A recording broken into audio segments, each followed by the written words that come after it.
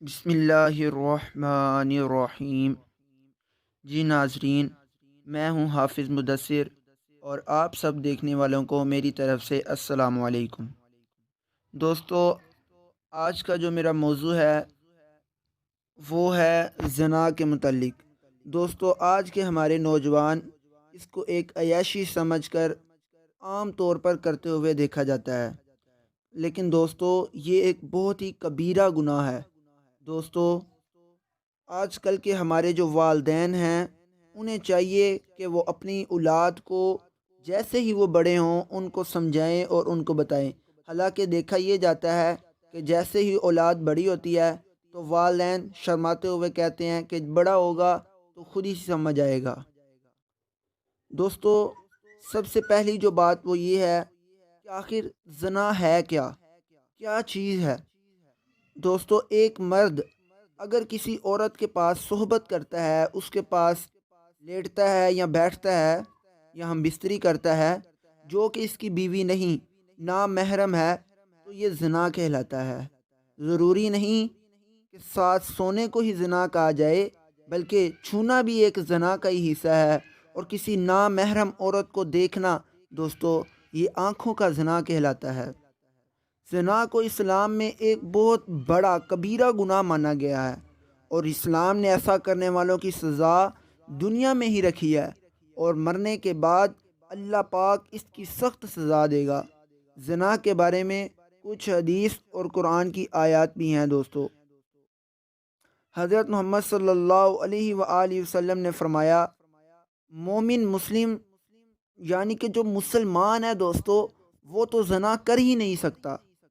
پھر اللہ تعالیٰ نے قرآن مجید میں فرمایا، اور دیکھو کہ زنا کے قریب بھی نہ جانا، وہ بے حیائی اور بری راہ ہے۔ دیکھیں دوستو، اللہ پاک ہمیں خود منع فرما رہا ہے۔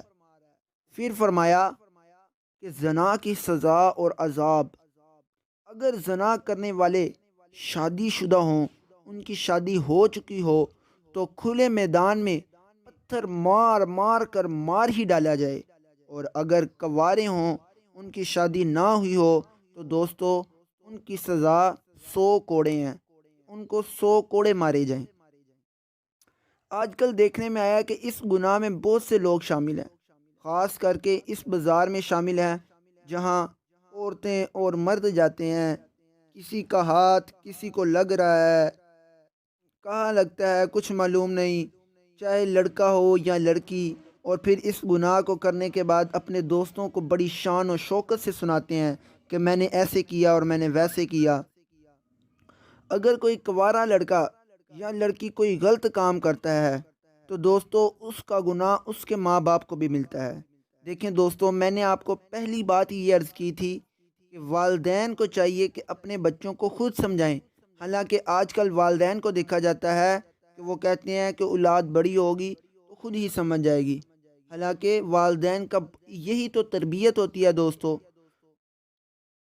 کیونکہ انہوں نے ان کی شادی جلدی نہیں کی، جس کی وجہ سے وہ غلط کام کرنے لگے۔ اور ایک جگہ اللہ پاک نے قرآن مجید میں فرمایا کہ پاک دامن لڑکیاں پاک دامن لڑکوں کے لیے ہیں، اور اس کا مطلب یہ ہے کہ اگر اچھے اعمال کریں گے تو دوستو ہمیں اچھا ہی صلہ ملے گا، اور اگر خراب اعمال کریں گے تو اس کا خراب ہی صلہ ملے گا۔ جو بھی غلط کام کرتا ہے اس کی قیمت اس کے بچوں، ماں یا بہن کو اسی دنیا میں ادا کرنی پڑتی ہے۔ امام شافعی رحمۃ اللہ علیہ کہتے ہیں کہ زنا ایک قرض ہے، اگر تو یہ قرض لے گا تو تیرے گھر سے یعنی تیری بہن بیٹی سے وصول کیا جائے گا۔ تو دوستو ہم میں سے کوئی بھی نہیں چاہے گا کہ ہماری بہن یا بیٹی اس طرح کا کبیرہ گناہ کرے، تو ہمیں بھی دوستو احتیاط کرنی چاہیے۔ دوستو اس کبیرہ گناہ کی اور بھی سزائیں ہیں۔ سکے گھر میں بہن بیٹی ماں ہیں، اگر آپ دوسرے کی طرف دیکھتے ہیں تو آپ کا گھر بھی پھر محفوظ نہیں ہے دوستو۔